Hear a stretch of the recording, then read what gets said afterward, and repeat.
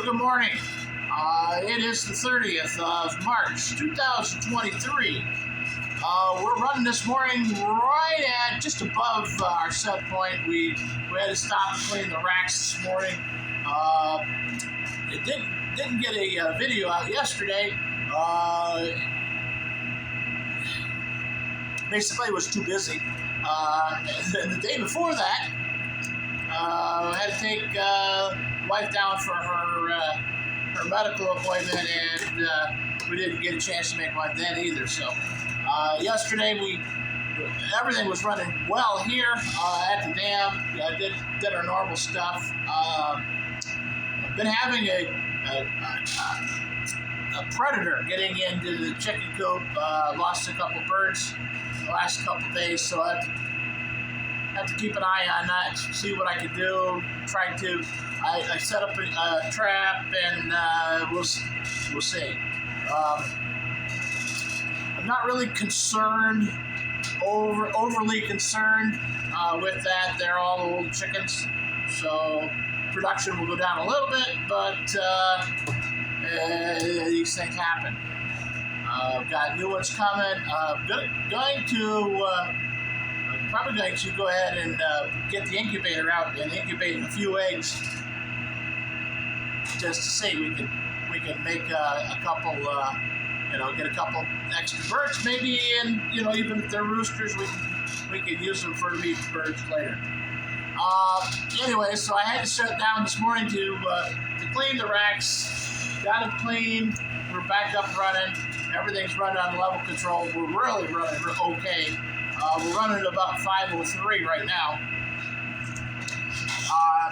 Yesterday I went up to Sebile, had some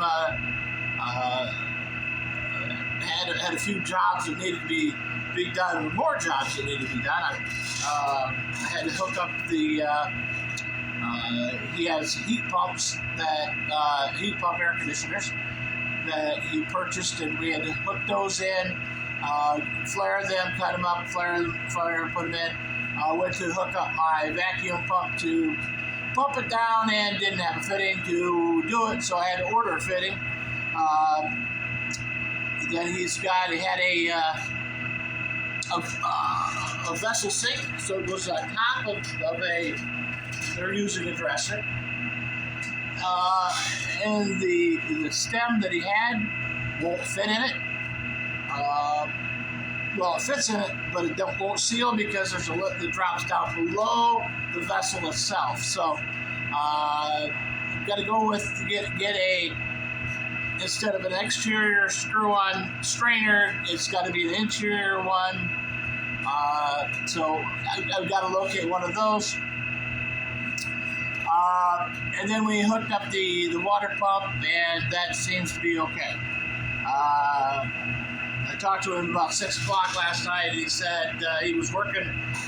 Thought he had a drip on the output side of the pump, so he was going to recrimp that. And I told him I think maybe the crimp was too low. I don't know. I looked at it and thought maybe it was, but anyways, so he was going to do that and check that out. Today we're going to go to where we were putting in the boiler. Going to do a little bit of work there. See what is what, where we're at. Going to bring out the water lines, or the heat loop side, come out of the wall, and that maybe or maybe not. I'm thinking out loud. Depends on where they're going to be with getting that done. If I might go ahead and do it, I might just plan on next week going in there and shutting everything down and insulating the pipes underneath, getting all that up and do it all in one shot. I don't know. We'll see. Because we gotta purge that loop anyways once we're done, and even if we cut in a new line, we still gotta purge it. So I might just wait and do it all in one shot. But I can hook up the outside temperature sensor as long as I can get to it. That's going to be an issue because this was a mound of, it was 6 foot of snow pack in there where it's got to go. So that's going to be an interesting situation. So that's where we're at. Tomorrow I've got an older customer that I don't do a whole lot of work for. You know, I've done some work, you know, but he bought an additional residence up here that he's going to use as Airbnb.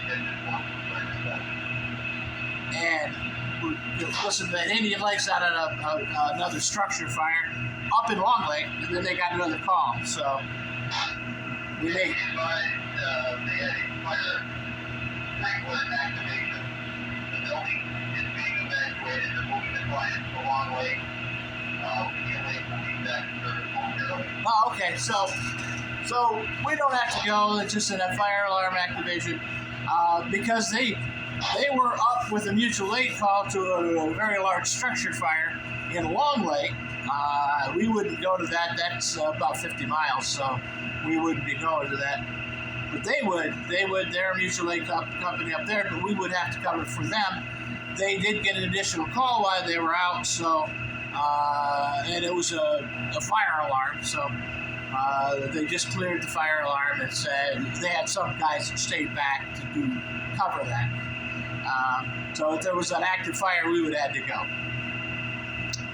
Anyways, so backing up, tomorrow I'm going to go back to the customer bought a Airbnb or bought a house to do an Airbnb. They're getting real popular around here. A lot of people are buying them, and it's really kind of scary. The problem is the people buy these Airbnbs, and it's great for tourism, you know. But they come in, they go out. A lot of people that don't know the house comes in, goes out. That's the scary part. Who knows what's going to happen? I know the village is working on a policy to get them at least to be some kind of an inspection or some kind of a licensing, if you would, because they don't have anything. They have nothing. But the mayor's not really concerned with that. She's more worried about how many donations the fire department's getting. And truly, that's what it is. She's concerned about the fire department getting tens of thousands of dollars a year for that people donate to us. So she's restricted us for our fundraising. You can't raise any money unless we ask her. No problem. We won't raise any. We'll just come back to you with a bigger budget and say we need more money. Yes, we need to replace this amount of equipment. Every year we replace some of our PPE or bunker gear, and they cost about $5,000 a piece. We always have gotten raise money for donations to do that, and not $5,000 a piece. $5,000 a crack. So we're replacing 3-4 sets for $5,000, and we can only wear them for 10 years. And now by law, we're supposed to have 2 sets per man because we're supposed to take them off after a fire and wash them. A couple of years ago, we did buy a commercial washer for that, and that was $7,000. Hooked it up. I put it in, hooked it up, and the problem is we can't do that because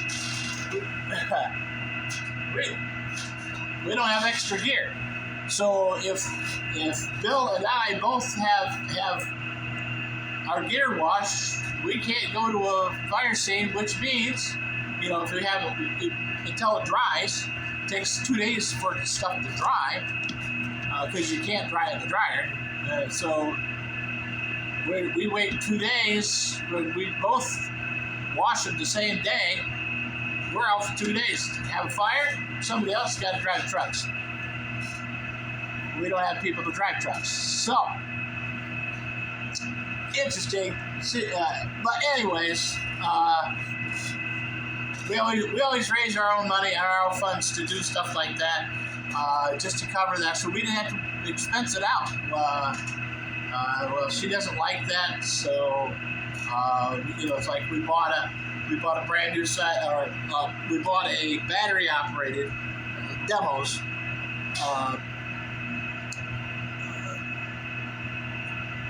They're extrication tools. They're not. They are the Hurst tools, but they have different names now. So anyways, so we bought new Hurst tools, battery operated Hurst tools. With what we do is we have a letter campaign that say this is the stuff that we're looking for. This is what we want to do. And she doesn't like us to do that. So that was almost $3,000 last year for that tool. Those tools are expensive. We bought the last truck that we bought. We wrote a grant for it. There was a ladder truck, aerial ladder truck. That was actually. It's a combination truck. It has water cannon, so it's got water cannon mounted on the aerial, and a basket. So it's a dual purpose. Its technical term is a quint. Anyways, that truck was just under $1 million for that. We got a grant for 900 and change thousand, which we used to put onto that, and then as the fire department, we donated back $30,000 of our set aside budget to the village. Their portion of the payment for the truck was $46,000, so we gave them $30,000. Their actual payment then became $16,000, and she thought that was too much money. Meanwhile, she bought 3 trucks for the 6 guys on the village highway department, and they were crew cabs. You got to have places for everybody to sit, to drive around and do nothing. Anyways,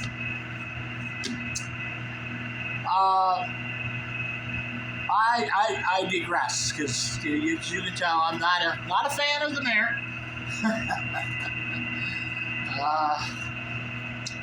We just had elections on it, and of course, in a village of 300 people, if you get 50 people to show up for an election, you're doing well. So she was running unopposed, except there were 4 write-ins, 4 different people that got written in. One of those people was a former employee, or a former village employee who always gets wrote in.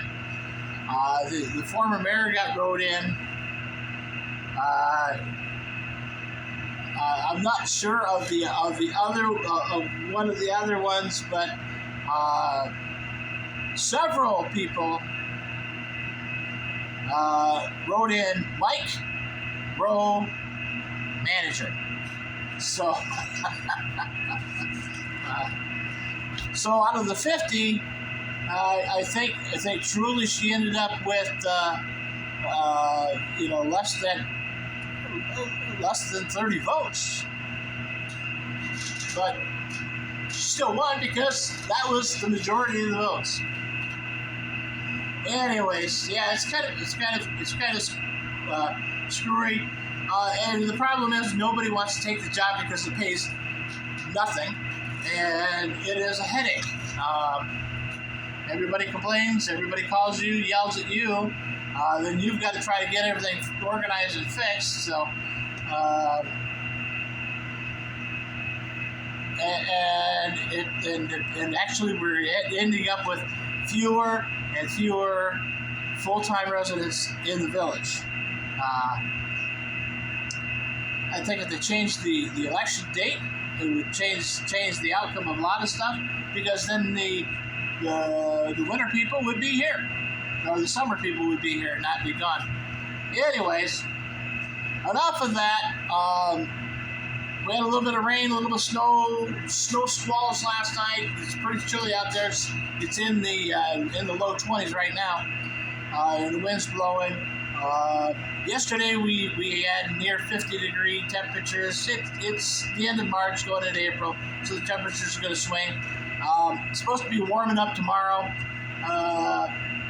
We're going to be seeing we're going to see near 40 degrees tomorrow.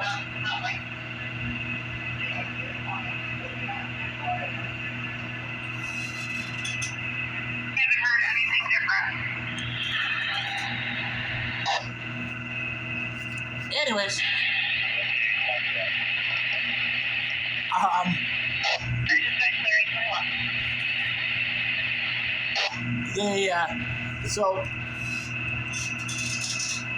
anyways, what was I talking about? I forgot what I was talking about. Holy cow. Got involved in that conversation. Thought they were calling for us. Oh. Anyways,